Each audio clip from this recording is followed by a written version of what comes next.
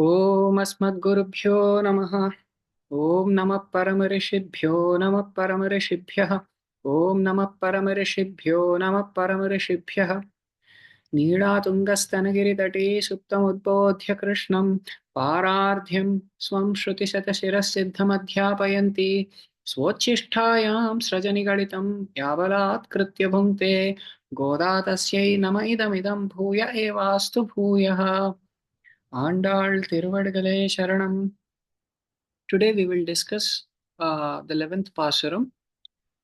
கத்து கரவை கணங்கள் பலகரந்து செத்தார் அழிய சென்று செரு செய்யும் குத்தம் ஒன்னில்லாத கோவலர் தம் பொற்கொடியே புத்தரவர்கள் புனமையிலே போதராய் சுத்தத்துத் தோழிமார் எல்லாரும் வந்து நின் முத்தம் புகுந்து முகிழ்வண்ணன் பெயர் பாடா சித்தாதே பேசாதே செல்வப் பெண்டாட்டி நீ எத்துக் குரங்கும் பொருளேலோர் எம்பாவாய்.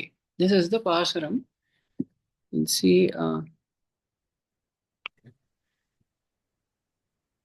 again Napin. Yeah, Swami. Adeshanayana Swami. கற்ற கரவை கணங்கள் பல கரந்து செற்றார் தீரள் அழிய சென்று செரு செய்யும் குற்றம் ஒன்றில்லாத கோவலர்த்தம் பொற்கொடியே புற்றர வல்குள் புனமயிலே போதராய் சுற்றத்து தோழிமார் எல்லாரும் வந்து நின் முற்றம் புகுந்து முகில்வண்ணன் பேர் பாட சிற்றாதே பேசாதே செல்வ பெண்டாட்டி நீ என்றைக்கும் ஒருங்கேலோர் எம்பாவாய்.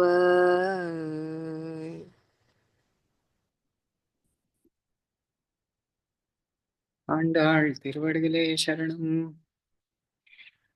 Okay, so in this particular Pasuram, again we have discussed that in Pasurams 9 through 12, Andal, she's trying to describe the different phases of sthitaprajnata.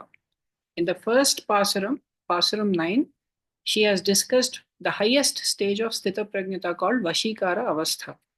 In the second Pasuram, that is Pasuram 10, she discussed what the next phase is, the penultimate phase of sthitaprajnata looks like, which is Ekendriya Avastha. Now, in this particular phase, she is trying to describe certain characteristics of Vyatireka Avastha. So at this phase, one of the things that is still significant is Karmanushthanam, right? The person, general process that is recommended in the scriptures is, that means at least if you look at Bhagavad Gita and all of that, generally the process that Krishna gives is, first we have to start with doing our duties sincerely. As we keep doing our duties sincerely, the mind, whatever contamination, that means when we say doing our duties, as long as the Shastra has prescribed those duties to us, depending upon who we are, the Shastra prescribes certain duties to us. Depending upon what phase of life we are in, Shastra prescribes certain duties to us. So whatever those duties are, and depending upon what body we have, right, a human body or an animal body or so on and so forth, right, Shastra prescribes certain duties to us. The first step Krishna says is, do the duties, right? If we are attached to not even doing anything, the first thing is we should take up doing our duties that are prescribed by the scriptures. This is step number 1. Once we start doing these duties sincerely, as told in the scripture, after some time the mind gets purified. In other words, all the the papam that the mind has accumulated over the years is because of not doing things which are supposed to be done and doing things which are not supposed to be done. right? These are the two kinds of things that we have accumulated, the kinds of impressions that we have accumulated over several lifetimes, not doing what we are supposed to do and doing which the things that we are not supposed to do. Now, those impressions will all get eliminated as we try to become obedient to God by following the scripture, right? So, as the mind gets purified, once the mind reaches a certain level of stability, it is in a phase where one can actually keep things stable in a clear mind, right? Meditation becomes easily possible in such a clear state of mind, right? In that phase, the process of jnana can be practiced, and when the jnana is sufficiently matured, that turns into love of God, which is called bhakti, right? In this way, there is a sequential process that is told in the scripture. So one of the first things that one has to do is perform one's duties. But how exactly should a mumukshu perform the duties is what all these scriptures are all about, right? Duties everybody has to do. If at all they want to get elevated, they have to do their duties, right? That means when I say everybody, in general, it is a recommendation for the entire human race that they have to do. Not just human beings, even devatas have to do their duties. Whatever duties are prescribed, depending upon who we are, we have to do those duties. But there is a difference between how an ordinary person in samsara does their duties versus how a mumukshu does his duties. As a person in samsara does the duties for the sake of obtaining a fruit associated with the duty. Just like when the Shastra prescribes certain duties, there is always a fruit that the Shastra gives along with the duty. Why does the Shastra do this? It is like an incentive. If let's say a child is, disinclined to do their homework, we may say, if you do your homework, I'll take you out, or I'll buy you, a packet of chips, or I'll buy you ice cream, or something like that. Then the child is inclined to do the duty, right? That is a phase where they don't have a taste for doing their duty. But when we attach an incentive for that duty, for the sake of that incentive, the person performs the duty. But that is a very low phase, right? But as the child ages and the child becomes more and more mature and they understand the seriousness of doing the duty. Now, if you talk to a kindergartner, they may not understand the seriousness of doing their homeworks or studying and learning, whatever sentences they are learning and all that. They may not understand. But someone who comes to, let's say, fifth grade, sixth grade, seventh grade, eighth grade, and so on, they understand the seriousness of doing it. If they don't do, what is the consequence? They are the persons who are going to become the losers. So they understand the seriousness, so they don't need an incentive. But still, if an incentive is attached, the scripture gives it to people. So there is a difference, though. The difference is the person who is a kindergartner does the same things for the sake of the fruit, because they don't understand the seriousness of the duty itself. But the person who is much more mature does them because they understand their responsibility within the larger framework and the consequence of not doing it. Therefore, they do it, right? Someone who is even more sincere, let's say the class leader or someone, right? Someone, such a person does it because they want to stand as a good example to everybody, right? That is the reason why they do it. So, in this way, the reason why different people do their duties is different. A mumukshu does it. Krishna says in the third chapter of Bhagavad Gita that why should, even you should do your duties so as to not, you know, set people on the wrong track. He says that mumukshus should also perform their duties so that people do not fall in the wrong path, seeing the example of mumukshus. For mumukshus, really there is no duty that they have to do as a means, as a sadhana for moksha. Mumukshu means a person who is aspiring for moksha. When they are aspiring for moksha, that is their only goal. Their goal is, when I say moksha, their goal is actually attaining Paramatma. For them, there is no other material goal that they are interested in. So for them, there is no motivation to do all these material things. Then why do they have to do? They just do them because two reasons. Not doing is associated with the consequence of not doing. Therefore, they have to do. And also because the Lord has ordered it. It's a duty. And by doing it, they set a good example to others. So Krishna says, for me, there is no duty in the three worlds. Name parthastu kartavyam trishu lokeshu kinchana nanavaptam avaptavyam varta evacha karmani. He says that for me there is no duty assigned in the three worlds. The Lord has no duty, right? Then why does he do? Utsideyu rime loka nakuryat karma chedaham, he says. If I don't do my duties, looking at my example, everybody will give up their duties. Therefore, even I do my duties. I also ascribe certain duties. If he appears as Vishnu, he takes up the duty of protection. That is also not a duty for him. Why should he even do it? It's not something he has to do. It's not that he has to run every time someone calls for him, right? But he does it to protect the world because everybody are his children. So he just takes it up and he's always attentive. If he comes 5 minutes late, there is nobody to question. If he comes, but still he comes exactly on time. Whatever avatara he has to take, he takes it, right? And even if he takes an avatara, if he appears in a certain, you know, gender or a certain species or a certain, as if he appears as kurma, he doesn't fly in the air, right? He remains in water because that is the dharma of kurma. If he appears as a varaha, he goes and digs the earth and digs the soil and all that. That's what he does, right? Because that is the dharma of a varaha, right? If he appears as a matsya, he moves about in the oceans. He doesn't fly in the sky because that is the dharma of a matsya. Similarly, if he appears as Narasimha, he uses his nails and all those things because that is how a simha is there. Similarly, if he appears as Rama in a Kshatriya Vamsha, he follows the duties of a Kshatriya and a human being. If he appears as Krishna and enters the Vaishya Kulam, he performs the duty of Vaishyas. So in this way, whatever you know thing he enters into, he performs. If he takes the position of a brother, he does duties as a brother. If he becomes a husband, he does the duties of a husband. If he becomes a father, he does duties of a father. In this way, whatever role he occupies, very sincerely he executes his duties. Why does he do that? Because others might look at his example and they might, not uh, practice adharma, so that they all practice the dharmas that are assigned. Doing the duties has a certain purpose in this world. So, but a mumukshu does them with understanding that they have no ultimate purpose of these doing their duties. The only thing is to protect the world from transgressing.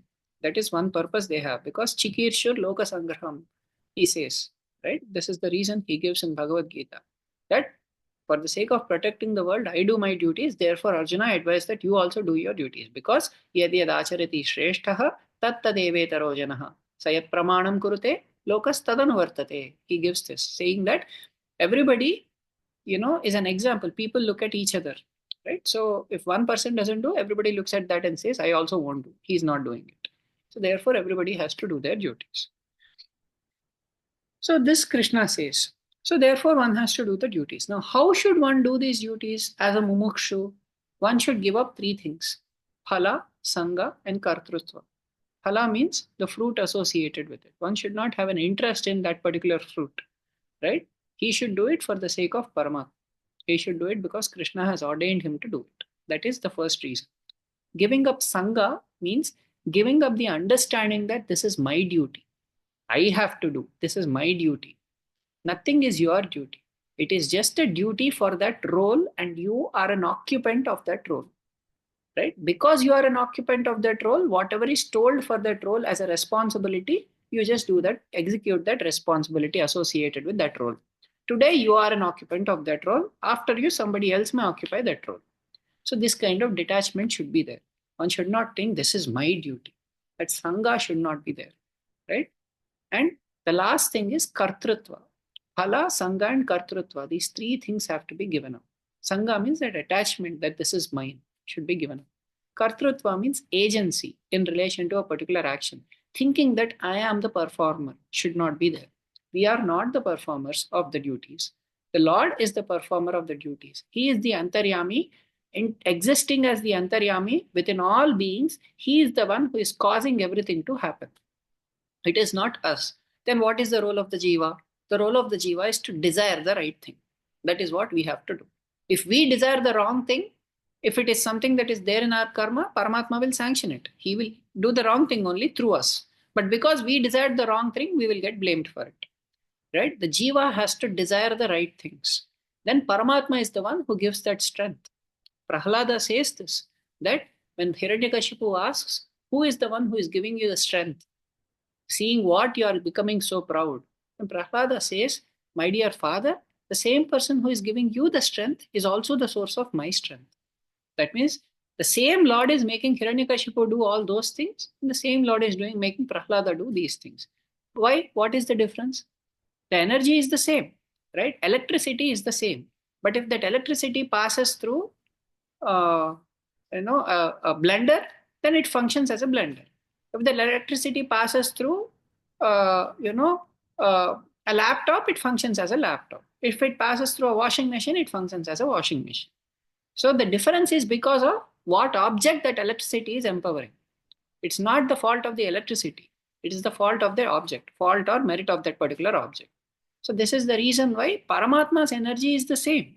Paramatma is neutral towards everything, but it is the desires of individual jivas that are responsible for all the karmas and all the actions that are coming out of different bodies, right?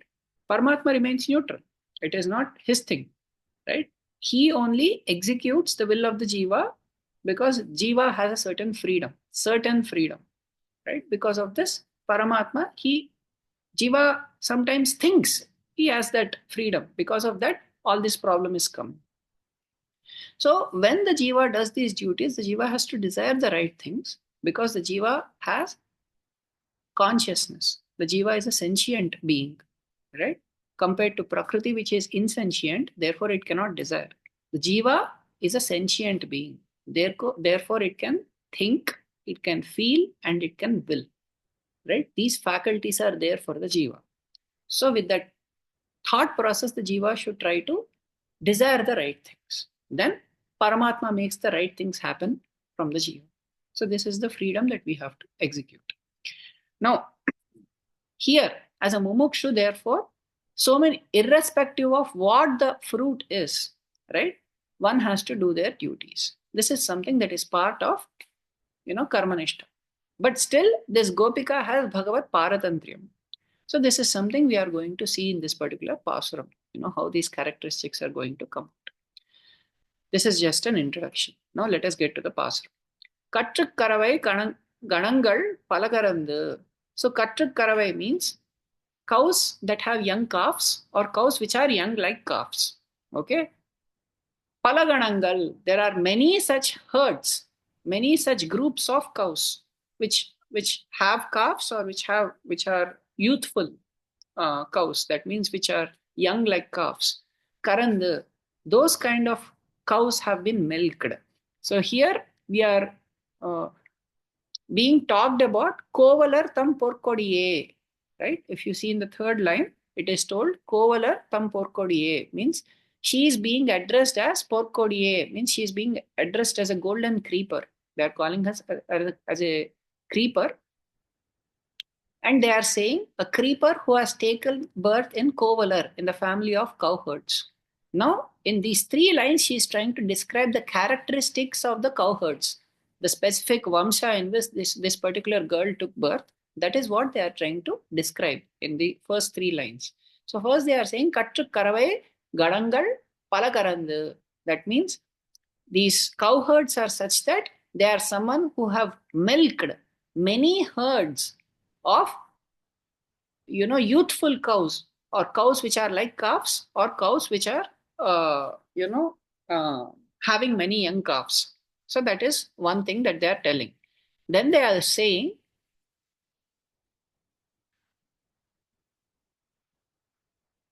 Setrar Tiral Arya Sendu Seru Seyyum. They are saying that Setrar means enemies of such cowherds. Tiral means their strength. Arya, that is capable of destroying. Okay. Sendu Seru Seyyum means by doing a battle, by declaring a war against them, they are capable of subduing the strength of their enemies. This is what they are capable of doing. The first quality that she said is these are cowherds who have milked so many cows that are youthful. Okay, that is the first thing that these girls have said. The second thing that they are saying is they are someone who can declare a war over the enemies and defeat them with their strength. Okay, that is the second thing they are saying. Kutram, onru illada. This is the third thing they are saying. That kutram means fault. Onru illada. That means even a single fault is not there in this particular class of cowherds in this particular Vamsha, the Vamsha to which the girl belongs, right? There is not even a single fault in them, right? This is something that they are saying. Kovalar tam porkodiye. So in that class of cowherds, this girl has appeared as a golden creeper. That's what they are saying. Now they are saying, Puttaravalgud Punamaile Podarai. Put means it's like a snake hole, right? Aruvu means snake. Puttaruvu means it's a snake hole from which a snake comes, right? So they are saying that you are someone who has a waist or who has hips like, a snake coming out of a snake hole. In other words, that's something that they are trying to describe. Now, in this particular line, they are trying to describe her characteristics. Previously, they glorified the characteristics of the Vamsha in which she has taken birth. Right? They said three characteristics. What are they? Those cowherds have milked several youthful cows.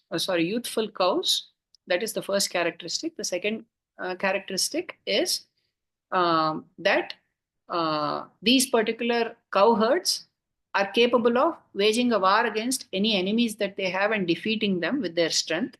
And the third characteristic is they do not have any fault. Right? They are faultless. These are the three characteristics they have told in relation to her family. Now they are describing her beauty. Her own beauty is that she has a beautiful waist or a beautiful hips, right? And that they are comparing with, a snake coming out of a snake hole, just like, that shape of the snake coming out of a snake hole. That's what they are comparing to. Punamaile, Podarai. Now they are saying Punamaile means she also looks like a Vanamayura, means like a forest peacock. That means they are saying they are describing the beauty of her hair, right? Just like, a peacock spreads out its, feathers, and that is meant for attracting, you know, uh, others. Similarly, this lady, she has beautiful hair that she is spreading out by which she is able to attract others. Podarai, you please come out. You of such beauty, you who is belonging to such a great Vamsha, right? Such a great family. Please, Podarai, please come out. Okay, please come out and guide us. Suttrattu Torimar Ellarum Vandu. Suttrattu means relatives, right? Or all the relatives. Tolimar means all the friends, right? All the girlfriends that are present. Ellarum Vandu. Everybody has come here. All are here right now. Right? All your relatives and friends have also come out. But you are not yet coming out. You are still stuck inside. So that's what they are saying. In Mutram Pugundu Muhilvannan Perpada. Now they are saying that Nin Mutram Pugundu. We have all entered, Nin means in your Mutram, means in your inner courtyard. Right? That's where we are all standing. We have all entered Pugundu. We have all entered this place. And we are Muhilvannan Perpada. We are trying to sing about the names of Muhilvannan. That means Meghavarnan, somebody who has the color of a fresh rain cloud. Okay, that's what we are trying to sing. Chittade, Pesade, Shalva Pendati. Now they are saying Chittade means you are not even moving. Pesade means you are not even speaking anything. Shalva Pendati, oh wealthy girl, you are neither speaking nor even moving even slightly. Right?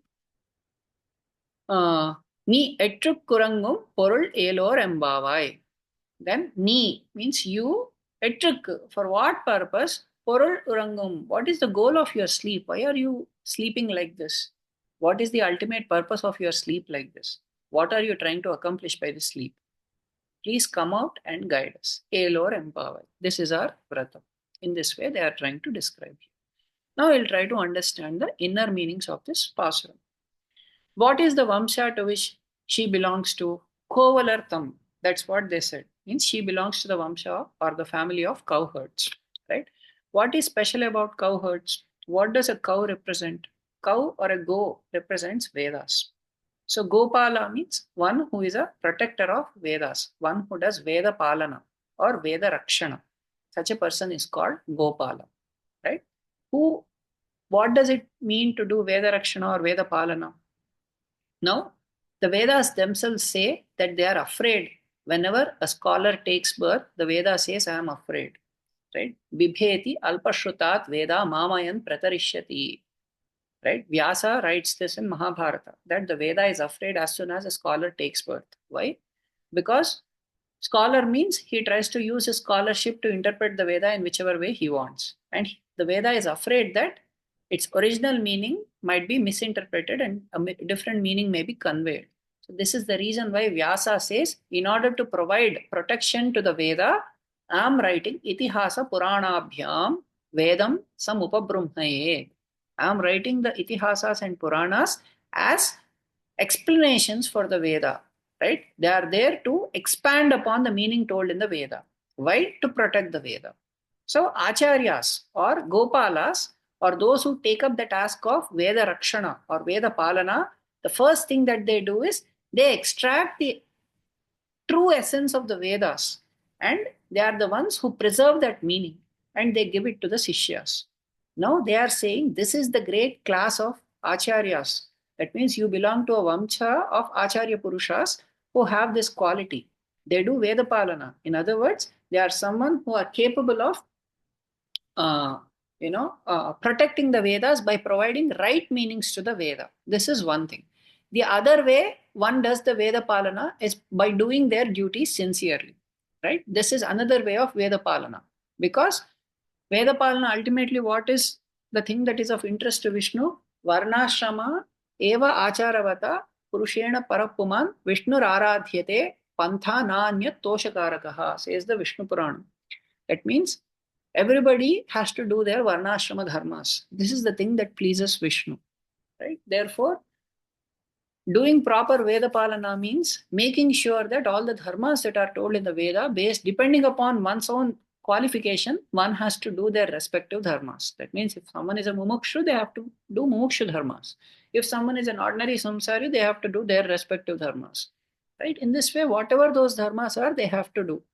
That is proper Veda Palana. So she belongs to such a clan of people. Now,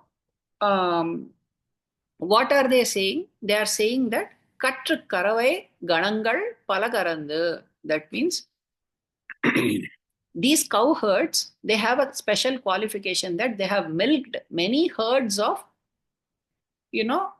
cows or, cows that look like calves, cows that are young. So this is signifying that they are someone who are expert in their material dharma. What is the dharma? They are all Vaishyas, right? What is the dharma of Vaishyas? Krishi Goraksha Vanijyam. This is Vaishya Karma Swabhavajam. Krishna says that this is their duty. So protecting the goats, right? That means protecting the cows and making sure that they are taken care of nicely is one of the functions of Vaishya. So that they have done for many cows.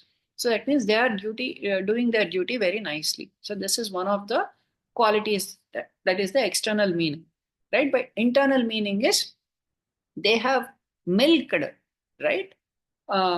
Many of these herds of cows. That means they have extracted the essence of the scriptures. What is the milk? Milk is the essence of the cow, right? That's what milk is. So that we milk out from the cow. That is what these all these cow herds do. So acharyas, they milk the essence of the Vedas, right? Vedas and Veda Upabrahmanas like Itihasas and Puranas and other things that are meant to explain the Veda. So Acharya Purushas are someone who milk the essence of the Vedas and that's what they give to so many Shishyas, right? This is one of the characteristic that these cowherds have displayed, right? The other thing that we are being told is Palaganangal, we are told that many such herds are being milked. What are these herds that are being talked about?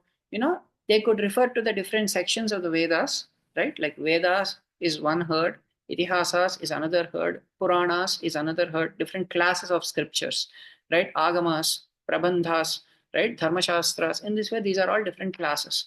Different classes, they have all milked. That means they have extracted the essence from all these different classes of scriptures. That is one meaning. The other meaning is experiencing the different Kalyana Gunas of the Lord that are told in all of these different sections of the scripture. Right? This is what is the other thing that is being described here. Several herds means several groups of qualities. Right? The Lord has several groups of qualities. There could be qualities with respect to his Swarupa, qualities that describe his Rupa, qualities that describe his Gunas, qualities that describe his Vaibhava, right? If we look at Sharanagati Gadyam, Ramanujacharya, he writes very beautifully, right? Very long, glorification of the Lord's qualities. He says, Saugandhya, Saukumarya, Lavanya, Yauvana, Swabhavika, Anavadika, Atiseya, Jnana, Valaishwarya, Virya, Sakti, Teja, Saushilya, Vatsalya, Mardava, Arjava, Sauharda, Samya, Karunya, Madhurya, Gambhirya, Audarya, Chaturya, Sthairya, Dhairya, Saurya, Parakrama, Satyagama, Satyasankalpa, Krititva, Kritagnyatadi, Asankheya, Kalyana, Guna, Ganaugha, Maharnava, he says that the Lord is an ocean of many such guna gana augha maharnava, he says. That means he has many clusters and clusters of qualities like that, many groups of qualities. So our acharyas like Ramanujacharya and others, they've extracted these groups and groups of qualities of the Lord that are present in different sections of the scripture. Right? Even in one pastime of the Lord, so many qualities of the Lord are manifest, so many dimensions are manifest. Right? Acharyas are those who observe all those qualities. One time, one of my acharyas, he gave me a very interesting exercise. He said, you read the Bhagavad Gita, but this time you read it observing the qualities of Krishna and qualities of Arjuna. That was the exercise he gave me, right? He gave not just me, a group of us. So it was a very interesting and useful exercise for me, because you just read it as a conversation between Krishna and Arjuna, and you get deviated into different topics. But observing the qualities of Arjuna, observing the qualities, right? In the first chapter, Ramanujacharya glorifies Arjuna with four qualities. Paramadharmikaha, he says. Right? In this way, he glorifies Arjuna's qualities. Right? He is Dirgha Bandhutvam, Paramadharmikaha. In this way, he glorifies Arjuna's qualities. He is not an ordinary soul. So, if you do that exercise, for Krishna's qualities and Arjuna's qualities, it was such an amazing exercise, right? So we have to observe these qualities. So acharyas are someone who extract these clusters of qualities, guna ganangal, right? All these qualities of the Lord are extracted by acharyas, and that's what they teach their shishyas, that Paramatma is not an attribute-less entity. Paramatma is an entity with infinite attributes, which are far surpassing anything material in our experience. That is who Paramatma Tattvam is. This is what acharyas are capable of extracting from the same scriptures. All the qualities of the Lord, right? And what Ramanujacharya told in Sharanagati Gadyam is just a small sample, right? So in this way, acharyas extract these qualities, and that is what they try to teach. Similarly, in the Ramayana also, this is a very famous statement, right? When Dasaratha, he asks the citizens, right? Why are you all saying Rama, Rama? Are you not satisfied with my rule, right? And then they all say in unison, Bahavo Nripa Kalyana Gunaha Putrasya Santite, that your son has many auspicious qualities. Bahavaha, many, many auspicious qualities. Kalyana Gunas, he has all qualities that are giving happiness to us, all his qualities as a source of joy for us. That is the kind of qualities that your son has. Therefore, we want him as our ruler. In this way, everybody said, right? This is the quality of the Lord. So, acharyas are someone who, in other words, what is the meaning of this line?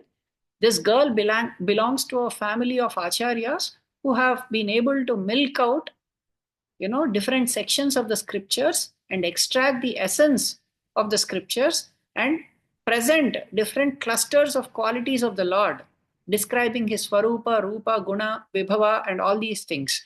And what have they done? What are the kinds of calves that they are talking about? These calves are ever youthful, they are saying. These cows are ever youthful. What is the significance of this? That means it is referring to Mukta Purushas, right? What is the nature of Mukta Purushas? The scriptures describe that they are ever youthful, they don't age, right? That means this class of acharyas are like that. They are capable of producing several Mukta Purushas, right? That is the meaning that is being told here. And these are people who have been experiencing the qualities of the Lord, and they are also proficient in doing their respective duties. They are also proficient in Karma Yoga. So this is everything that is being described in the first line. Okay. Then Settar, Tiral, Aliya, Chenru Cheru Cheyum. Now they are saying they are those who are capable of declaring a war over the enemies and defeating them with their strength by waging a war against them. Who are the enemies of cowherds? Who are the enemies of acharyas? Or who are the enemies of Bhagavatas? Bhagavatas by themselves do not have any enemies, right?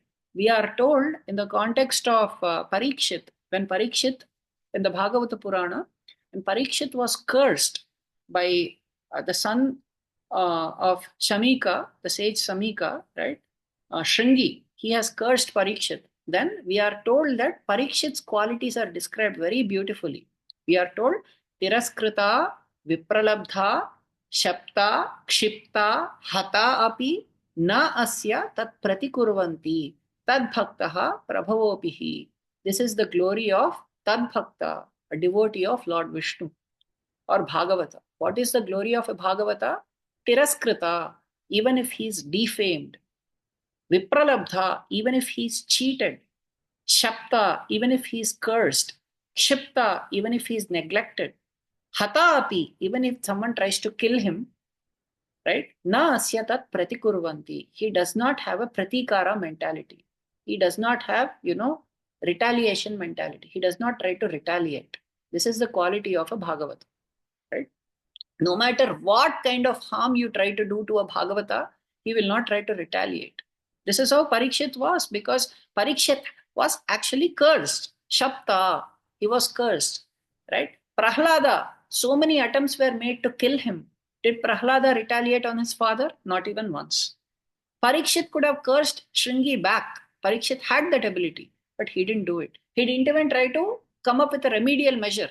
What is a remedial measure to get rid of this curse? Suggest something from the Vedas. In this way, he didn't try to do. He just accepted it, right?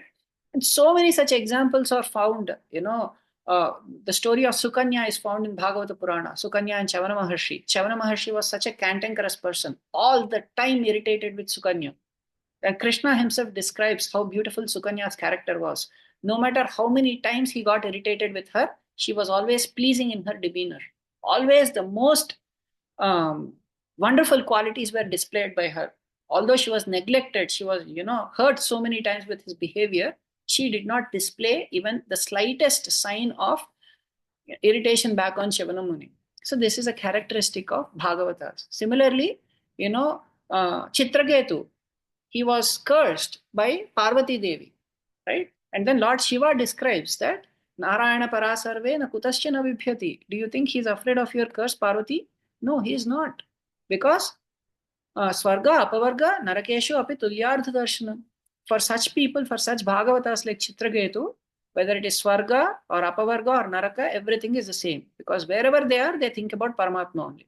So just because you curse him to become a Rakshasa, don't think that he's afraid of it.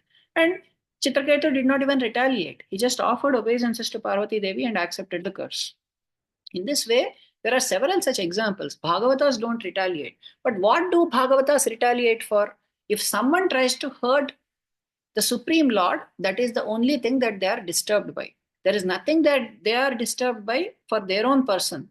But they are disturbed if someone tries to hurt the Lord, if someone tries to criticize the Lord, if someone tries to harm the Lord. Right? In the first Pasuram, we are described the characteristics of Nandagopa. Right? Nandagopa was someone who wouldn't even hurt an ant. But if the same ant happens to be a demon who is trying to attack Krishna, he becomes so violent and he has a spear with which he is capable of destroying that ant. Right? In this way, Bhagavatas for themselves, there are no enemies. But enemies of the Lord become enemies for Bhagavatas. The same is true with the Lord also. The Lord has no enmity towards anybody. He says, Name dveshyosti, na priyaha, samoham sarvabhuteshu. That I don't have any hatred towards anybody. Hiranyakashipu, he tried to, you know, belittle Vishnu on so many occasions. Not just Vishnu and Vedic culture in general. He was inimical to Lord Vishnu and Vedic culture. He was so inimical that, he wanted to destroy the root of Varnashrama. He wanted to completely wipe out. He did not want anybody in his community, anybody in his society to do their duties. He prevented everybody from doing their duties. He thought that by this, the Devatas will not get what they want. By this, Vishnu, who is the root of all Devatas, will starve. Therefore, he somehow thought that Devatas will die, Vishnu will die. Finally, I'll be happy. I'll become the ruler of the entire universe. This was his foolish thought. Kamsa was no different. Kamsa was also like that. Kamsa also thought he used to criticize all the devatas, right? Thinking that he was so great, right? He used to criticize Lord Shiva, he used to criticize Vishnu, he used to criticize Brahma, he used to criticize Indra, everybody he used to criticize. So people like, and Kamsa was also inimical to Vedic culture. So in this way, anybody who is inimical to Varnashrama, inimical to Vedic culture, inimical to Lord Vishnu himself, they are the enemies for Acharyas. Enemies in the sense, they want to establish the truth told in the Vedas. They don't want falsity to spread around. They really want the truth of the Vedas to come out. For that, Acharyas go to any extent to defeat their enemies with all their strength. What is the strength? The strength is strength of the scripture, strength of the commentaries of Purvacharyas, strength of what is told in the Vedas, strength of what is told in Itihasas and Puranas. Many times we see that people who are inimical to all these things, they just pass a random idea around. If you ask them to substantiate from scripture, they can't. Right? They just pass around random ideas. Whatever they feel, they'll pass around. Or they'll try to pass on a YouTube video made by somebody else and say, see, they are saying like this, they are saying like this. There is no basis for whatever they are saying. There is no basis for whatever these people are sharing around. But still, they just pass on these things, thinking that, that is the truth. Unfortunately, this is the age of influencers, right? Whatever people want, they speak and they pass it along, right? This is not the proper Vedic process. The Vedic process is everything that we speak, everything that we try to communicate or share, especially in matters related to God, in matters related to paralokas, everything should be founded in scripture. Otherwise, the greatest sin of misdirecting people will come to that person, right? One has to be extremely careful to make sure that what they are speaking is in accordance with scripture, or whatever idea they are spreading around is in accordance with scripture. But so many false organizations, false people, and false people are ruling the world today. So with so many followers and so on. Anyway, the point is not to, talk about that, but acharyas, they cannot tolerate that kind of culture coming up, right? They want to preserve the truth told in the Vedas because that is protection of Paramatma, right? We are told in Udayavar Tirumanjana Kattiyam that Sarveshwara Apadhanamo, that one of the names that is glorified of Ramanuja is, if an apada or some danger comes to Paramatma, he is that apadhana. Apadhana means the wealth that we store in reserve whenever there is an emergency or something like that. For at that time, we take out that wealth. It is like emergency funds, right? Ramanuja was like that. Emergency funds in the sense, when did he choose to appear? When did Adisesha decide to appear here? When the world was going around in a very wrong direction, when people were trying to, say that Paramatma has no qualities, Paramatma has nothing, and so on, a certain danger has come to the Swarupa of Paramatma. His Tattva of Paramatma is completely being, dismissed. So that was the instance where Ramanuja, that emergency funds had to be taken out. So Adisesha had to descend on this earth and truly establish the qualities that Paramatma is a substance of infinite auspicious attributes, unending auspicious attributes. And you just enjoy his qualities, which are like an ocean. Guna Ganauga Maharnava. He said Maharnava means great ocean of qualities. This is the nature of Paramatma Tattva. In this way, he established. This is the nature of Bhagavata. Similarly, Paramatma also, for himself, there is no enemy. But if someone, no matter how many times Hiranyakashipu or Kamsa did anything to him, he didn't care. But the moment Hiranyakashipu tried to hurt Prahlada, then he got angry. He took the fierce form of Narasimha. Similarly, for as long as Duryodhana and all did anything to him, he didn't care. But the moment, Duryodhana tried to hurt the Pandavas, he said, you are my enemy. He came there to do the, he wanted to mediate. He went there as a mediator, right? To stop the war from happening, apparently. But when Duryodhana tried to receive Krishna, Krishna did not accept his hospitality. He did not try to accept the hospitality of Bhishma. Duryodhana arranged it at Bhishma's place. He also arranged it at Dronacharya's place. In this way, so many arrangements Duryodhana made, but Krishna declined all of them outright. He said, Dvishadannam nabhoktavyam, dvishantam naiva bhojayet. Duryodhana, you know what? One should not eat in enemies' homes, he said. Why? Why should one not eat at enemy's place? By chance, if something happens, everybody will say that enemy must have poisoned him. So therefore, one should not eat at enemy's place, he said. Duryodhana got very upset.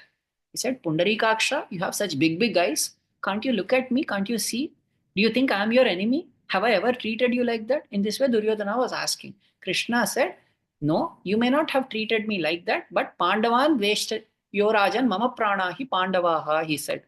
But if you hurt Pandavas, you hate them, correct? Those Pandavas, the five Pandavas are like my Pancha Pranas. So if you hate them, then you hate me. So therefore, if you are inimical to them, then you are my enemy also, he said. As soon as he said it, Duryodhana got so upset. He said, war is inevitable. I will not even give a pinprick of land, he said. Until then, he may have probably complied and he may have given at least, you know, maybe, 5 homes at least in a certain village. He might have given, but now he was not at all inclined to give anything. Not no question of 5 villages or 5 cities or 5 kingdoms, anything like that. So now war was inevitable because Krishna said that. Why did Krishna say that? Because Duryodhana was constantly inimical to Pandavas. Then Pandavas are very dear to Krishna. They are his devotees. How can someone hurt them? When someone hurts them, Krishna will not tolerate. The offense that was committed towards Draupadi, he did not tolerate. That very moment, he decided that war should happen. These people should be punished because they didn't even try to, seek forgiveness for the offense they have committed. There was no repentance on their part, right? Not even at any moment they displayed any such thing. So Krishna decided that war is inevitable. All these people, Nihata Purvameva, Krishna said, Nimitta Matram Bhavasavya Sachin. Arjuna, you are just an instrument. All these people have already been killed by me because I have already decided that they should die. These people cannot live, people like these. In this way, he decided. So, anyway, this is what we are told here. So, Acharyas, this is one thing that they are inimical to. So, these are the enemies. Enemies of God are enemies of Acharyas. Enemies of Vedic culture are enemies of Acharyas. There are also Arished Vargas that are present in us. Ari means enemy. There are 6 kinds of enemies that are present in us. What are they? In Sishyas. Kama, Krodha, Lobha, Moha, Mada, Matsarya. There are also other kinds of enemies that are specific to mumukshus. These kinds, 6 Arishad Vargas are present in everybody uniformly. Everybody present in samsara. Acharya, with his wonderful speech and with his grace, he is capable of removing these enemies from our heart. So that is another enemy that Acharya is capable of defeating with his strength, with his grace, with his wonderful potency. He is capable of removing these things. Then there are other kinds of enemies for mumukshus. What are those enemies? Thinking that we are the doer of actions, thinking that the result is ours, not Paramatma's, thinking that we are independent of Paramatma, thinking that we are our own protector, thinking that, all these duties belong to me. All these are inimical to moksha. These kinds of conceptions, misconceptions, acharyas are capable of destroying with their wonderful speech. So, therefore, that is the kind of family in which this particular girl is born. While doing the duties, these kinds of misconceptions arise in us. So, those misconceptions are something acharyas are capable of removing so that we are correctly disposed as far as moksha is concerned in our mind. Kutram onru illada kovalar tam porkodiye. Here they are saying that these acharyas are someone, kutram onru illada, they are someone who is without even a single fault. The cowherds were like that. In general, there was no fault that someone could see in them. They were perfect in their character. And the Supreme Lord is also like that. The specific thing that we are being told here, at least in the commentaries, is that Paramatma, he doesn't look at the faults of someone who has taken shelter of him. This is one of the characteristics of Paramatma. Because, particularly of someone who has approached in the mood of akinchana ananyagatitva. Right? These are the 2 things with which if someone approaches Paramatma saying that I have no qualification, right? Yesterday, that's what we were discussing. Prapatti is a very good means for moksha because we are transferring the responsibility of our deliverance from our head to Paramatma's head. That is what prapatti is. You are saying, I can't deliver myself, you deliver myself. But to think that I have done prapatti, therefore I'll get moksha is wrong. Because again, we are thinking, I have done it. That kind of conception is inimical to moksha, right? So in this way, whatever we may think, we should have this characteristic actually. Akinchana means I have nothing worth whatsoever. This is why great acharyas in their, Vedanta Desikan in his Nyasa Tilakam or Nyasa Dasakam one place, he says that, the qualification I have is sambandham with, Emberumanar. This is the qualification that I have. Therefore, I am confident, Ranganatha, he says. Similarly, even in Yatiraja Vimsati, right? Manavada Mamanigal, he also says that it is the sambandham with Ramanuja that is something that is capable of protecting me. I'm not thinking that there is any qualification I have. Even great personalities like Yamunacharya thought that they were someone who had all qualifications, but even such people, they have meditated that I am someone without any qualification. Na dharmanishtosmi, na shatmavedi, na bhaktiman tvacharanaravinde, akinchanaha. I am someone without any qualification. Therefore, I have no other shelter but you. Now, if you come to Paramatma like that, how can Paramatma reject you? Saying, oh, see, you have all these papams. How can I accept you? No, no, go away from here. No, no, don't dirty this place. Go away. This place is Vaikunta. This is place of pure people. You cannot come to me. You go away. In this way, Paramatma will never say. Right? He, in fact, says, Apichet suduracharo bhajate ma mananya bhak sadhureva samantavya, he says. This is an extreme limit of Paramatma, limit of tolerance that Paramatma has. Apichet, not just durachara. Even if, apichet means even if durachara bhajate ma mananya bhak. That means even if he has durachara, some kind of bad quality this person still has. But bhajate ma mananya bhak, with no other shelter, with no other refuge other than me, they are worshipping me. Then sadhureva samantavyaha, he says, I consider them as a saint. Why? Because they have come to me. Right? To come to me itself is a huge qualification. Because after many, many, many, many births of roaming here and there and here and there, finally a soul will come to Paramatma. Right? Just like Kakasura, he roamed all planets. Right? He roamed every loka. Finally, he came back to the feet of Ramachandra. Right? Just like Durvasa Maharshi, when Sudarshana Chakra was chasing him, when he committed an offense towards King Ambarisha, he went to every loka. Everybody said, I can't give you shelter. Finally, he went to Vishnu Loka. Finally, he fell at the feet of, Lord Vishnu and his devotee Ambarisha. So in this way, finally, somehow, bahunam janmanamante jnanavan mam prapadyate vasudeva sarvamiti samahatma. Sudurlabha. There also he says Sudurlabha. So finally, if someone comes to that conclusion that this Vasudeva himself is everybody, everything, therefore I finally, of course, that's not the meaning Ramanujacharya gives there, but for this context, we will use it. So Vasudeva Sarvamiti. So, now he is everything to me. So now I want to take shelter of this Vasudeva. Let me fall at his feet. In this way, if someone comes to him, even if they have certain disqualifications, that's okay. Sadhureva Samantavya. Krishna says, I will accept him. Right? And he says, here he is very special because Krishna is saying, Suduracharaha. Even if he is the worst of sinners, the package is so bad that he has committed all kinds of sins. Still, Krishna is saying, Sadhureva Samantavya. I will accept him as a sadhu. If Krishna says like that, then who are we to judge such a person? So one should never judge a Bhagavata, particularly after that Bhagavata has performed Samashrayanam and has come to the lotus feet of Krishna. Right? Such a Bhagavata should not be judged with anything, any material qualification, that he was this, he was that, he belonged to this caste, that caste. In this way, no material qualification judgment should be performed on Bhagavatas after they have accepted shelter of Krishna. Whoever they are, whatever they are, they've come to Krishna. Krishna is saying Sadhureva. He is a sadhu alone. One should respect him as a sadhu. Right? No matter who they are, no matter what sins they have performed in the past, doesn't matter. Rama also displays this characteristic. Kathamchit upakarena kriten ekena tushyati. Right? Somehow or the other, someone accidentally did some good thing. That also Ramachandra remembers, saying, oh, they have done that good quality. Accidentally, a dog was chasing a particular person and he was circumambulating a temple. Krishna thinks that, see, he has circumambulated my temple. He had no intent of circumambulating.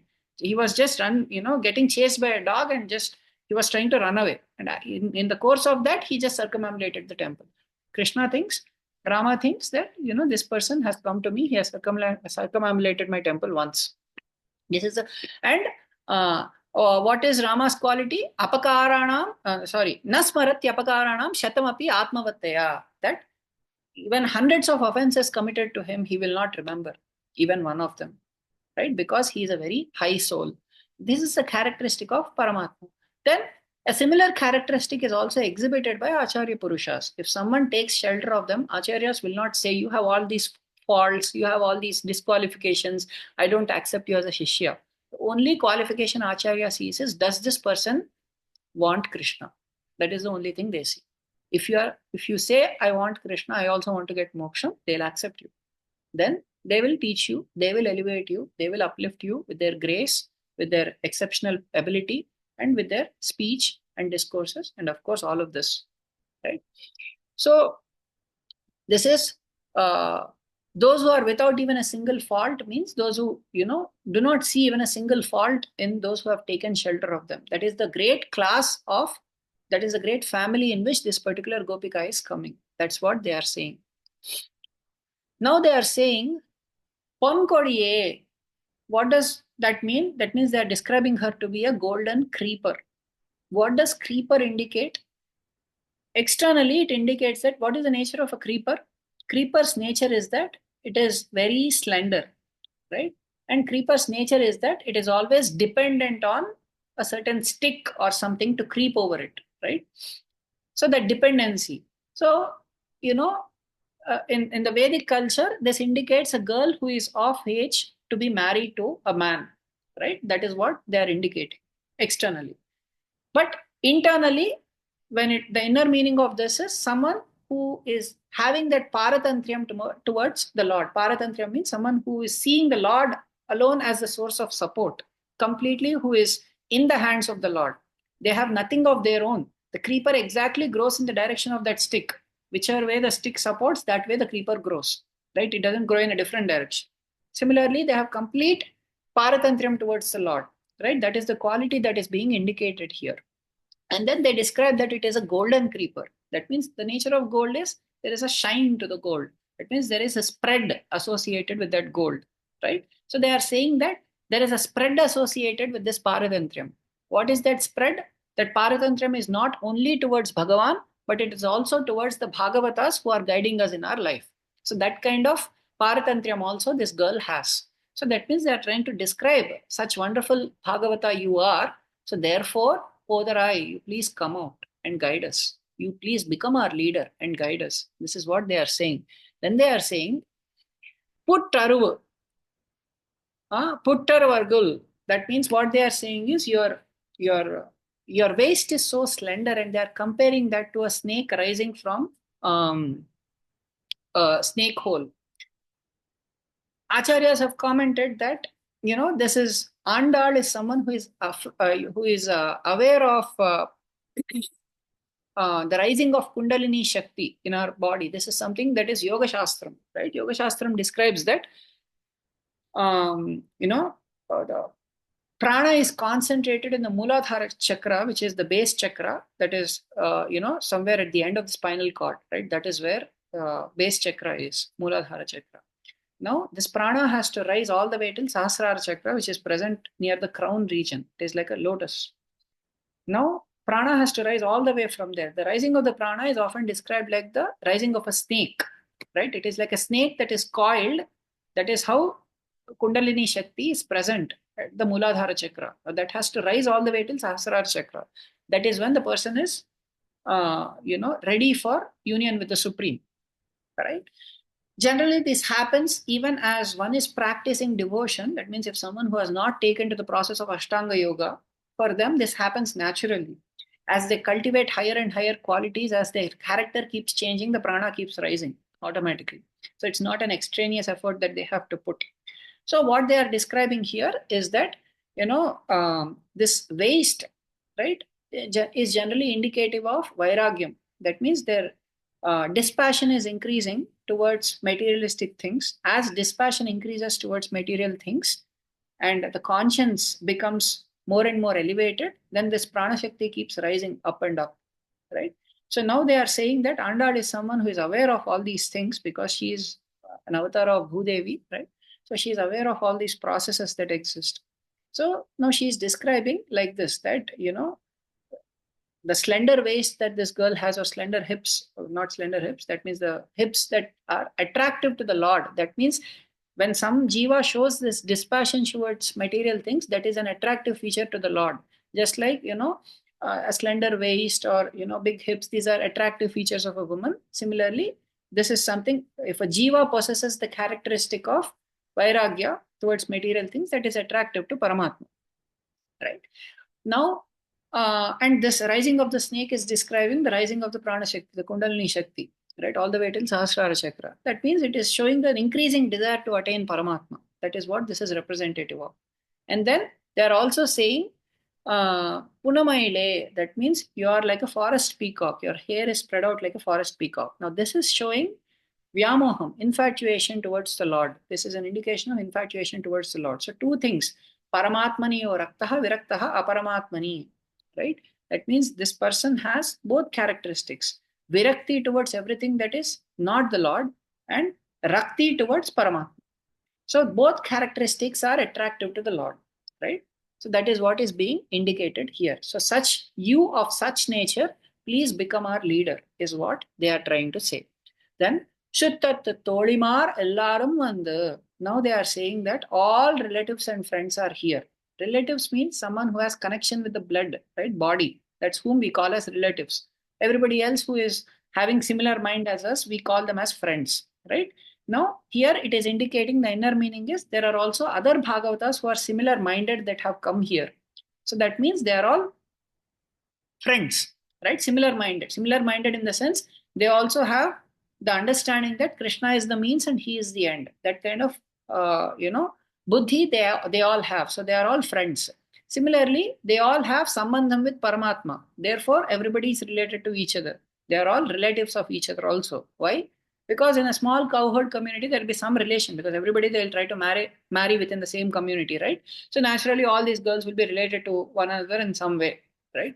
That is externally. But internally, everybody is connected to Paramatma. Why? Because everybody is meditating on Paramatma in some mood. In some, as someone is meditating on him as a child, someone is meditating on him as a husband, someone is meditating on him as a, as a lover, someone is meditating on him as a friend. In this way, someone is meditating on him as a protector. In this way, as an enjoyer. In this way, different ways they are meditating on him. So there is a relationship they hold with him. In this way, everybody is related. So that is the external meaning. So all such Bhagavatas have come here, right? Who have a similar mindset. So don't think that we are all someone who have a very different mindset and your meditation will get disturbed if you come and join us. We are all also similar minded. We are also interested in Krishna. We want to just learn more and more about how we can get better in this practice.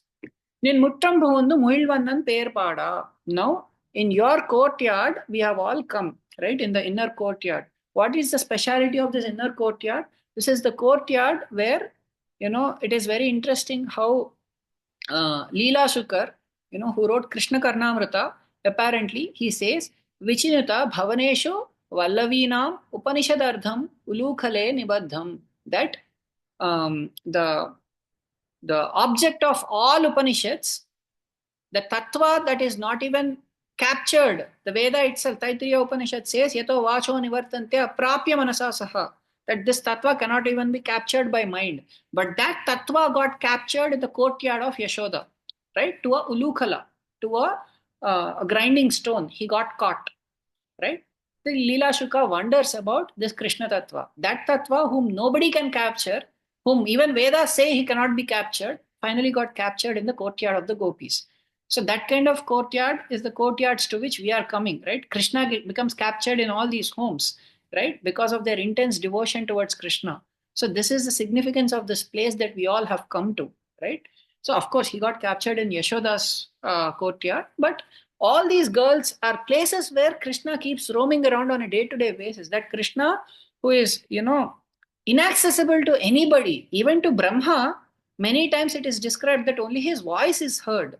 Paramatma is not even seen by Brahma many times, right? On many occasions, the scriptures describe that only the voice was heard. When the Devatas come and Brahma comes, only the voice is heard, right? So he's even inaccessible to very topmost people like Brahma and Shiva and Indra and all these people. What to speak of ordinary people who are practicing some yoga and so something? He's not captured. But to these Bhagavatas, every day he's roaming around in their courtyards, in their backyards, in their front yards. So this is the kind of place that we have come to. We are fortunate to be in this association, right? You are such a devotee in whose house the Lord keeps roaming around all the time. So please come out and guide us, right? Muhilvannan Perpada. What is the characteristic of the Lord? He is Muhilvannan. What is the characteristic of dark rain cloud? A fresh rain cloud. Any time it is ready to rain. Once it starts raining, it doesn't see a qualification. This is stone. I will not rain on this. This is a road, nicely laid road. I will not rain on this. Right? This is a pit. I will rain only on this. In this way, it will not see any qualification. Everywhere the rain falls. Once it decides to rain, it will rain on everything. Similarly, Paramatma is also very compassionate. Whether the person is an ashrita or anashrita, whether they have punya, papa, he equally showers grace on everybody. Samoham sarva bhuteshu. Everybody is equal to him.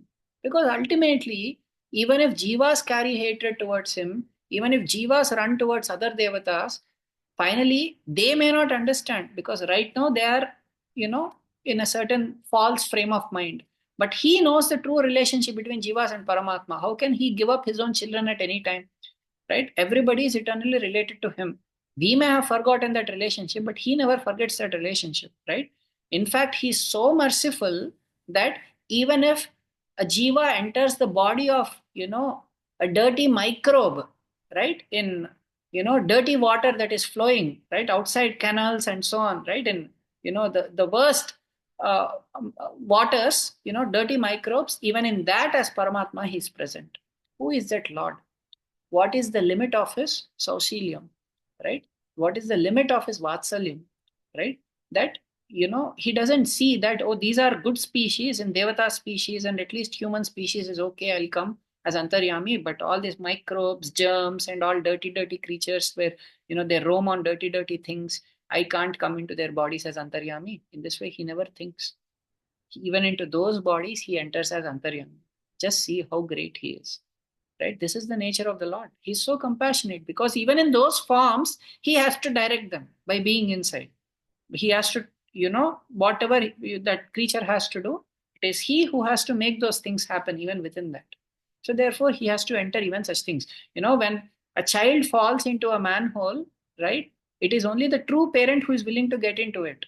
Right? Others will say, yo, he fell down, he fell down. They will not get inside. But only the parent, even if the parent is dressed in the best of the clothes, they will not even mind for a second. Oh, what will happen to my most expensive clothes? I need a change of costume. In this way, they won't immediately, they will also jump. Oh, my child fell in. In this way, Paramatma also repeatedly he's entering in different species. He is also accepting different species. Just like the example I described as Antaryami, but also taking the worst of forms, right? The form of a Varaha, the form of a, you know, Matsya, the form of a Kurma. These are not forms that we appreciate as the most beautiful forms or the best, animals with the most grace and so on, right? These forms we don't appreciate much, but those are, even in such forms, he has taken birth, right? This is how compassionate he is, how much vatsalyam he has, right? So such a person's names we are singing. When do we sing something? We sing something when we experience joy. That's when a song comes out, right? And when do we experience joy? When we just meditate on his qualities, that's when joy comes to us. Because all he has is just auspicious qualities, one after another. So how can we not experience joy? So that is the joy with which we are just singing out his names. Now, coming to you, O Gopika, Chittade, Pesade, Selva Pendati, you are a very wealthy girl. Wealth means what? We learned, right, in the very first Pasuram. Wealth means the desire to obtain the Lord, right? The desire to do Kainkaryam to the Lord. This is the wealth. You have this wealth, right? You have the wealth. You are always having the mindset that He is the Upayam, He is the Upayam. You are such a Bhagavata. But you're not even moving, you're not even speaking. You have to, say something, right? You can be like that towards material things, right? The characteristic of someone in sthitaprajnata level 2, right, is na abhinandanti na dveshti tasya prajna pratisthita, right? This is how Krishna describes the characteristics, right? They may not have any appreciation or any hatred towards external things, but we have come to take shelter of you to learn about Paramatma. How can you not speak something? You may not speak to appreciate about material things. Why can't you appreciate the qualities of Paramatma so that we can get benefited by it? Right? Please come out and speak. Please move from your house. நீ எற்றுக் உறங்கும் பொருள். That means, for what purpose are you sleeping like this? What is the purpose of your meditation ultimately? Right? If that kind of meditation you alone are experiencing, that is not good. Right? If you are experiencing ekaswadu nabhunjitha, this is what? scriptures are saying that if there is a beautiful thing that you are enjoying, tasty thing that you are experiencing, you should share it with others. You should not experience it, enjoy it all alone. You are experiencing such a beautiful tattva. You please come out and share. Ultimately, that is the purpose of your thing. Eloram Bhavai. This is our vratam. Please come and join this vratam. In this way, they are saying. So once I'll tell the internal meaning one more time. Kattu karavai ganangal palagarandu. That means these are people, Acharya Purushas, who have extracted the essence from different sections of the scripture, and they are presenting the different groups of qualities of Paramatma related to his Swarupa, Rupa, Guna, Vibhava, and all these things. And they are producing many souls who are getting liberated, right? This is the nature of these acharyas. In such a vamsha, in such a family, this particular gopika has appeared. These are acharyas who are capable of defeating things that are inimical to jiva. What are the things that are inimical to jiva? Who is a mumukshu? These kinds of characteristics. Obviously, the Arishad Varga, which is Kama, Krodha, Lobha, Moha, Madamatsariyas, but also the feeling that I am the doer, feeling that I am the proprietor, feeling that I am the enjoyer, feeling that I am independent. All these different mentalities, thinking that something else is the means. All these are inimical to our attainment of moksha. So these kind of things are subdued by acharyas. Acharyas also subdue anything that is inimical to the Lord, to Varnashrama Dharma, to Vedic culture in general. Right? Now, acharyas are someone who do not even see the faults of a Sishya once the Sishya has accepted their shelter. They try to shelter anybody and they try to elevate them from that level. That is the glory of acharyas. We see in the example of Dhanurdasa, right? Ramanujacharya, Dhanurdasa was someone who was just a malla, right? He was just attracted to the beauty of his wife. But from that level, Ramanujacharya saw that this person had one good quality. That example is just amazing example that fits into this. Suddenly it popped in my mind.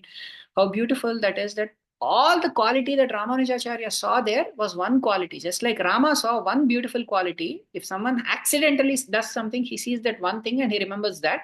Even if someone does so many offenses, Rama doesn't look at them. Ramanujacharya also is exactly like that. The one good quality he saw in him was he's attracted to eyes. Eyes are attractive to him, right? This is the one thing he saw. And he asked him, if I show you eyes that are more attractive than this, will you give up? Then he said yes. Ramanujacharya came and showed him the eyes of Ranganatha, and from then the story turned around altogether. Completely, the story changed from that point, right? He became a Bhagavata, a very great Bhagavata. So anyway, this is how acharyas are. Kovalartham porkodiye, that you are a very good creeper. That means you are someone who has this characteristic of paratantriam. You are someone who possesses this buddhi that Lord is the upayam, Lord is the upayam, right? And this paratantrium spreads not just to the Lord, but even to the Bhagavatas who are guiding you in your life, right? We want to get those kinds of qualities. So please guide us. Please become our leader in all these things. Uttaravargul punmaile podarai. What they are saying is, you have that kind of vairagyam towards materialistic things and you have that kind of taste towards Paramatma, both of which are very attractive to Paramatma. Chuttattu Todimar Ellarum Mandu. All of us are like-minded people, right? We are all, seeing mutual relationship with each other because we are all connected to Krishna. So we are all your relatives and we are all your friends, right? Peers. So therefore, don't think that, we are a different class of people and not interested. See, we can also sing. Muhil Vannan Terpa. So we can also sing about the glories of the Lord, how compassionate he is and so on, right? He is someone who has roamed around in these courtyards of your home and other homes like this. We have come to this place. This is the place that is capable of giving us shelter and delivering us. So please, therefore, move and please, therefore, speak. Oh, lady who possesses this kind of Kainkarya Bhavana and who wants Paramatma alone, you are such kind of a Gopika, so please come out and guide us. In this way, they are praying. With this, we will try to conclude for today. Andal Tiruvadagale Sharanam, Embirmana Tiruvadagale Sharanam, Periyajiya Tiruvadagale Sharanam, Jai Sriman.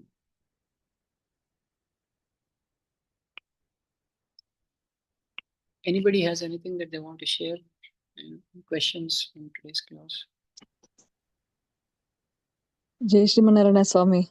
Adiyan, Very wonderful session, Swami. Like, it's very, like you said, there are Ananta Kalyana Gunaganas of the Lord, and whenever, we listen to his compassion and his love for the jivas, it's always amazing, like how a father looks after his children. Like Paramatma is the same way. It's just difficult for people like me to kind of keep remembering that. But these upanyasas, like how you are telling, these pravachanams are very helpful, Swami. Just to reiterate that, we should always think of Paramatma as our beloved father, and that we are not qualified to approach him, but through our acharyas, we have the qualification to approach him only because of our acharyas. Yes.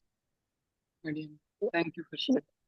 Swami, today you mentioned about saying that these class of acharyas are mukta purushas because they are ever youthful and do not age. Is there any other significance of mukta purushas, Swami? Like, that's the first time I heard. But the thing that I said was the cows the cows that they milk, the cowherds milk, are described to be ever youthful, right? So one understanding is that the cows are ever youthful in the sense, what are the cows compared to? The cows are compared to Vedas. So that is one meaning, right? So what does it mean that the Vedas are ever youthful? That means the message of the Vedas is ever relevant to us. Vedas are Nityam. The same Veda that is applicable for Kruta Yugam, Treta Yugam, Dwapar Yugam, Kali Yugam, it's the same Veda, right? The Veda is eternal. The message in the Veda is eternal. The goal to be attained is the same goal that is being told in Krita Yugam, and the same goal is being told in Kali Yugam also, right? The essence of the Veda still remains the same, right? That is one meaning, that it is unchangeable. The other thing is, it is the calves to which you are providing this milk. So, in other words, these Acharya Purushas are someone who are capable of, they are themselves of the nature that they have practiced this path and they have gotten liberated. That is one meaning. The other meaning is they have been able to guide and liberate many such souls. In the particular family in which this particular Gopika is appearing, right? The lineage is such that the Acharyas are all very powerful Acharyas who have delivered so many souls. That is another meaning that I have understood. That's Swami. Helpful, Ramya? That was helpful, Swami. Right. Right.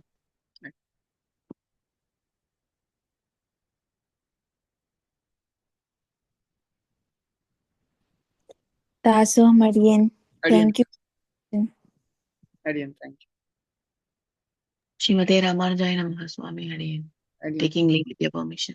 Adiyan, thank you. Yes. Yes,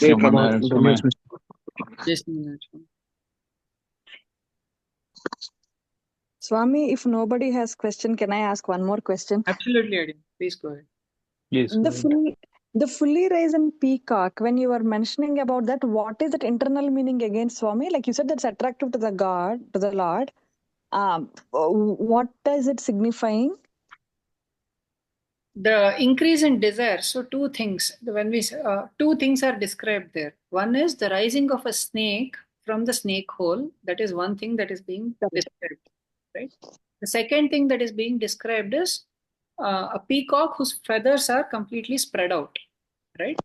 So externally, the meanings are that one is indicating a slender-waisted girl and a girl whose hair is spread out. These two characteristics are something that are attractive to men in general. Internally, what is being described is the girl represents the jiva, and here the jiva has two characteristics. Just like she is like her waist is compared to some like a snake that is rising from hole. What that is indicating is waist is indicating of vairagyam. Vairagyam in the sense her dispassion is increasing. So as the prana shakti, generally in Yoga Shastra, what is described is there are 7 chakras. The Mooladhara chakra or the base chakra is below the spinal cord. The Sahasrara chakra is the topmost chakra that is present in the crown region. Okay. Correct. Prana has to rise all the way from Mooladhara chakra to Sahasrara chakra. Right? As the prana rises, the consciousness of the soul gets elevated further and further. Conscience of the soul gets elevated further and further. That means they develop better and better qualities. That means, for instance, if the prana is present in the base chakra, that particular jiva has selfishness, that particular jiva has a lot of material desires, and so on. But as the prana elevates to the heart chakra, for anahata chakra, for instance, the jiva develops selflessness. The jiva develops compassion towards everybody, right? In this way, as the prana rises up and up and up, the qualities change depending upon where that prana shakti is. So when the prana shakti is elevated all the way till here, the focus is entirely on Paramatma. The focus is filled with universal love, right? There is no selfishness, no selfish interest whatsoever, nothing like that. The base chakra is compared to base desires, right? The Sahasrara chakra is compared to complete union with the universal energy, right? This is how Yoga Shastras describe. Now, what we are being told here is that as the Prana Shakti is rising, right, this girl's dispassion is increasing. That means attraction towards material things is dwindling.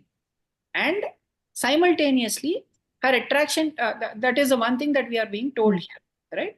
Then the example of peacock is being told that just like a peacock spreads out its feathers, right? The girl spread out her hair. This is indicating that, her infatuation towards Paramatma is increasing. So both things are happening, that her attraction towards material things is dwindling and her attraction towards Paramatma is going on increasing. Very clear, Swami. Adi. Thank you. Dasam Swami. Dasam. Jai Sriman. Jai Srimanarayana Swami. Jai Sriman.